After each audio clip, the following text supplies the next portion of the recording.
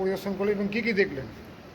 হাড়িয়া নদী, পুনর্ভাবা নদী এবং টাঙ্গন নদীর জল স্তর বেড়েছে, তার জন্য আমাদের কিছু এলাকা প্লাবিত হয়েছে। বামনগোলার মূলত 3টে গ্রাম পঞ্চায়েত এলাকাগুলো, মূলত যেগুলো চাষের জমিগুলো সেগুলো প্লাবিত হয়েছে। আমাদের যে কৃষি দপ্তরের টিম আছে, আরও যে বিভিন্ন ইরিগেশনের টিম, তারা অ্যাপ্রোপ্রিয়েট স্টেপস নিচ্ছে এবং বিডিও সাহেবের পক্ষ থেকে রিলিফ ম্যাটেরিয়ালস দেওয়া হয়েছে ওখানে। তার সঙ্গে আরও যা যা স্টেপস নেওয়া দরকার, মেডিকেল টিম থেকে শুরু করে আরও যে বিভিন্ন দপ্তরগুলো আছে, WBSCDCL, সবাইকে নির্দেশ দেওয়া হয়েছে যাতে কোনো মানুষের কোনো অসুবিধা না হয় সেটা দেখতে।